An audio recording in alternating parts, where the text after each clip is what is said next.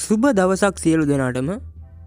ඔයගොල්ලොම එකතු වෙලා ඉන්නේ work with කවිඳු YouTube channel එක වෙතින් ගෙනන තවත් එක් වීඩියෝ එකකට. ඉතින් අද වීඩියෝ එකෙන් මගේ channel එකට ප්‍රිය කරන මගේ වීඩියෝ එකට ප්‍රිය කරන ඔයාලට මම කියලා දෙන්නේ ගෙදරදිම කැඩුණු ටෝච් එකක් හදාගන්න විදිය. ගොඩක් අය මේ ටෝච් විසික කරනවා කැඩුනහම හදන්න බෑ කියලා. ඉතින් මේවා පහසුවෙන් අපිට හදාගන්න පුළුවන්. සාදරයෙන් පිළිගන්නවා work with කවිඳු YouTube channel එකට. ඉතින් අද මේ ටෝච් එකෙන් තමා මම කියලා දෙන්නේ ටෝච් එකක් අලුත් වැඩියා කරන ආකාරය පිළිබඳව. මට මේ ටෝච් එක ගමේ කෙනෙක් ගෙන දුන්නේ වැඩ කරන්නේ නැහැ කියලා. ඉතින් මේක හදලා දෙන්න පුළුවන්ද කියලා මගෙන් ඇහුවා. ඉතින් මම ගත්තා මේක හදලා දෙන්න. ඉතින් අපි බලමු මේ ටෝච් එකේ තියෙන දෝෂය මොකක්ද කියලා. සාමාන්‍යයෙන් මේ ටෝච් වලට එන එක ලෙඩක් තමා charge වෙන්නේ නැති එක. ඉතින් අපි බලමු මේ ටෝච් එක charge වෙනවද කියලා. ඉතින් අපි බලමු ටෝච් එක charge එකට ගහපුවාම මේ charging light එක පත් වෙනවද කියලා.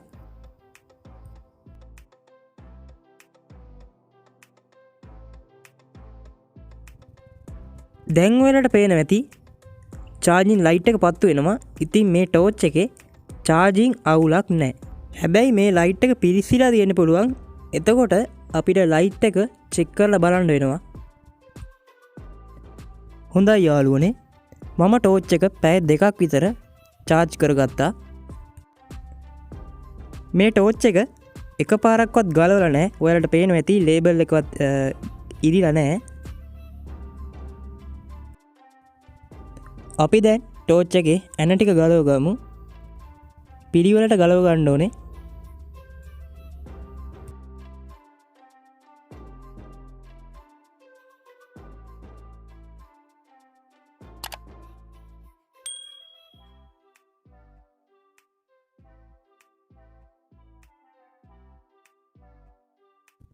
ඔන්න යාළුවනේ, මම පසුපස කොටස ගලව ගන්නවා.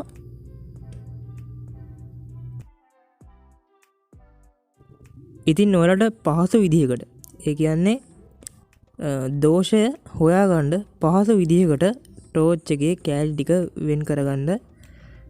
ඒ කියන්නේ වයර් ගලව ගන්න නැතුව, වයර් ගලවනොත් ඔයාලට හොයාගන්න බැරි වෙන්න පුළුවන් සමහර විට.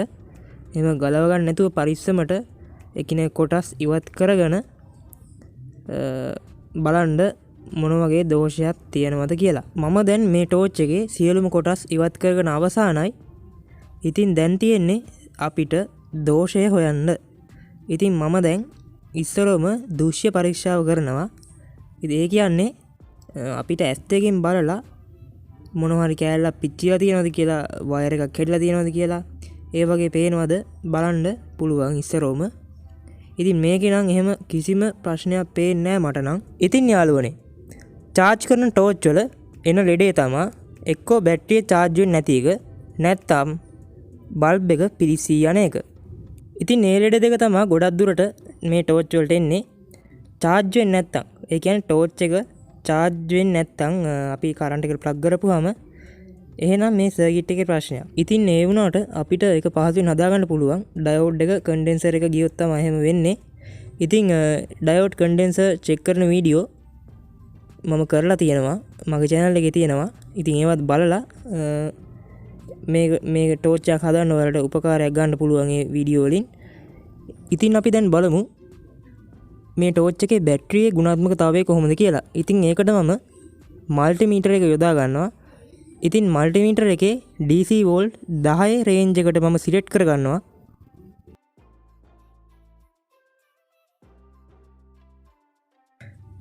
ඉතින් මම මල්ටිමීටරේ ටෙස්ටිං ප්‍රොබ් දෙක බැටරි අග්‍ර දෙකට තියෙනවා. ඉතින් ඔයාලට මල්ටිමීටරේ රීඩින් එක මම පෙන්නනවා දැන් මේ උඩින්. ඉතින් ඔයාලට පේනවා වෝල්ටේජ්, බැටරියේ වෝල්ටේජ් 4ක වෝල්ටේජ් එකක් තියෙනවා බැටරියේ. ඉතින් බැටරියේ ගුණාත්මකතාවය හොඳයි කියලා අපිට මේකෙන් කියන්න පුළුවන්. හොඳයි. අපි දැන් බැටරියේ වෝල්ටේජ් මිනුම් කරා වගේ LED බල්බ් එක සම්බන්ධ වෙන ස්ථානයේ වෝල්ටේජ් මිනුම් කරගමු. ඉතින් මෙතෙන්ට වෝල්ටේජ් එනවා. ඒ කියන්නේ මේකේ බල්බ් එකේ තමයි ආවුල. අපි බල්බ් එක මාරු කරලා බලමු.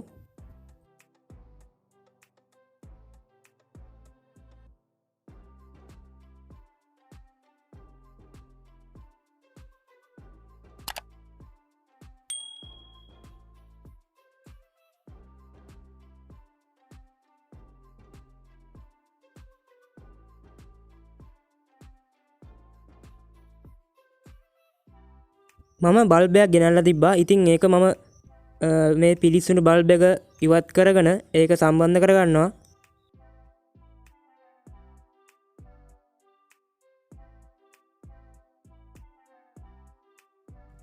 ඉතින් ඔයාලට පේනවා ඇති මම බල්බ් එක සම්බන්ධ කරගෙන ඇති ආකාරය. ඉතින් යාළුවනේ අපි දැන් බලමු බල්බ් එක සම්බන්ධ කරගත්තට පස්සේ බල්බ් එක ක්‍රියාත්මක වෙනවද කියලා, වැඩ කරනවද කියලා. අපි ස්විච් එක ඔන් කරලා බලමු. ඉතින් දැන් ඔයාලට පේනවා ඇති ටෝච් එකේ කිසිම අවුලක් නැතුව වැඩ කරනවා. මේකේ ටෝච් එකේ බල්බ් එකේ තමයි දෝෂය තිබිලා තියෙන්නේ. ඉතින් ගොඩක් ලොකු වේදමක් යන්නේ නැහැ. රුපියල් 20ක් 10ක් 20ක් වගේ තමයි යන්නේ බල්බ් එකට. ඉතින් ඔයාලා ගෙදරත් මේ වගේ කැඩුණු ටෝච් තියෙනවා නම් අලුත් වැඩියා කරලා ගන්න. ඉතින් ලොකු වේදමක් යන්නේ නැහැ. බල්බ් එකට නම් රුපියල් 20ක් විතර යන්නේ. බැටරියක් දාන්න රුපියල් 150 200ක් යයි. ඉතින් ටෝච් එකක් ගන්නව නම් රුපියල් 900ක් 1000ක් විතර එනවනේ. ඉතින් ඒකට වඩා වාසි මේකක් හදලා ගන්නවා නම්. ඉතින් යාළුවනේ මේ වීඩියෝ එකෙන් ඔයාලා මොනවා හරි දෙයක් ඉගෙන ගත්තා නම් වීඩියෝ එකට ලයික් කරලා, කමෙන්ට් කරලා, subscribe කරගෙන යන්න මගේ channel එක. අපි නැවත ඉදිරියේදී මේ වගේ වීඩියෝ එකකින් හමු වෙමු. සුබ දවසක් ඔබ සියලු දෙනාට.